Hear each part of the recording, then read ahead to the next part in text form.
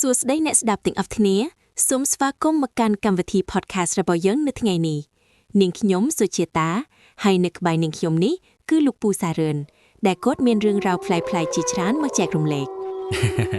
បាទសួស្តីក្មួយស្រីសុជាតានិងសួស្តីប្រិយមិត្តអ្នកស្ដាប់ទាំងអស់គ្នា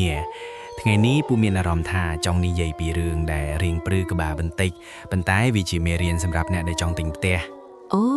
រឿងតាក់ទងនឹងការទិញផ្ទះមែនទេលោកពូឮថាឥឡូវនេះមានផ្ទះលក់ក្នុងតម្លៃធូរថ្លៃច្រើនណាស់ប៉ុន្តែចុះបើផ្ទះនោះមានម្ចាស់ដើមនៅឡើយតើវាយ៉ាងណាទៅវិញនឹងឲ្យក្មួយរឿងដែលពូចង់និយាយគឺផ្ទះខ្មោចទិញ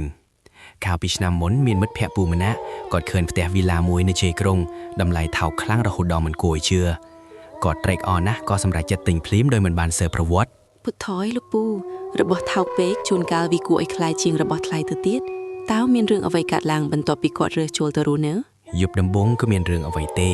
ប៉ុន្តែយប់ទី3ខណៈពេលដែលគាត់កំពុងគេងលក់ស្រួលស្រាប់តែឮសំឡេងមនុស្សដើរក្នុងផ្ទះបាយសំឡេងគ្រៀតដូចគេអូបជើងយឺតលើការ៉ូក្រងតែឮលោកពូរៀបរាប់ក៏នាងខៀងព្រឺសម្បូរដែរតើគាត់បានចុះទៅមើលទេលោកពូគាត់ចុះទៅមើលទាំងភ័យកាន់ពិលមួយក្នុងដៃពេលពិលជះពន្លឺទៅដល់មាត់ទ្វារផ្ទះបាយគាត់ឃើញស្រមោលខ្មៅធំមួយឈរថ្មឹងបាយខ្នងអ្វីដែលរន្ធត់នោះគឺសំឡេងដកដង្ហើមធំឮច្បាស់នៅក្បែរត្រចៀកគាត់តែម្ដងអូយបើជាភ្នាក់នាងខៀងវិញប្រហែលជាសន្លប់បាត់ទៅហើយចុះតើគាត់ធ្វើម៉េចបន្តទៀតតើស្រមោលនោះជានរណាគាត់ក៏រត់ឡើងមកលើវិញទាំងព្រលឹងចុងសក់សែកឡើងគាត់ក៏ទៅសួរអ្នកជិតខាងទើបដឹងថាផ្ទះនោះធ្លាប់មានម្ចាស់ចាស់ស្លាប់ដោយអយុត្តិធម៌ហើយគឺមានអ្នកធ្វើបុណ្យបញ្ជូនក៏សល់ឲ្យទើបវិញ្ញាណមិនទៅណាឆ្ងាយចុះហេតុអ្វីបានជាគេលក់ឲ្យគាត់ក្នុងតម្លៃថោកបែបនេះឬមួយអ្នកលក់ចង់តែដកដៃឲ្យរួចពីខ្លួនត្រឹមត្រូវណាស់ក្មួយម្ចាស់មុនរត់ចោលអស់ហើយគេក៏ចេះតែបន្ទាបតម្លៃដើម្បីទាក់ទាញអ្នកថ្មីដែលមិនដឹងរឿងនេះហើយដែលពូចង់ដាស់តឿនថាមុននឹងទិញផ្ទះក៏មើលតែតម្លៃនិងភាពស្រស់ស្អាតខាងក្រៅពិតមែនហើយលោកពូតើលោកពូមានដំបូន្មានអ្វីខ្លះសម្រាប់អ្នកដែលកំពុងរកទិញផ្ទះដើម្បីកុំឲ្យជួបបញ្ហាបែបនេះទី1ត្រូវស៊ើបប្រវត្តិផ្ទះពីអ្នកជិតខាងទី2សង្កេតមើលបរិក្ខារក្នុងផ្ទះបើចូលទៅមានអារម្មណ៍ថាត្រជាក់ខុសធម្មតាឬស្ងាត់ជ្រងំគួរឲ្យខ្លាចត្រូវប្រយ័ត្ន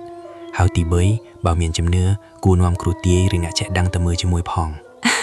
ស្ដាប់ទេហាក់ដូចជាពិបាកបន្តិចប៉ុន្តែវាប្រសើរជាងរស់នៅទាំងភ័យខ្លាចរយប់មែនទេលោកពូពិតប្រាកដណាស់សេចក្តីសុខក្នុងចិត្តនិងសុវត្ថិភាពគ្រួសារសំខាន់ជាងលុយកាក់ដែលចំណេញបន្តិចបន្តួចនោះទៅទៀតអរគុណលោកពូខ្លាំងណាស់សម្រាប់រឿងរ៉ាវនិងបទពិសោធន៍ដ៏មានតម្លៃនៅថ្ងៃនេះ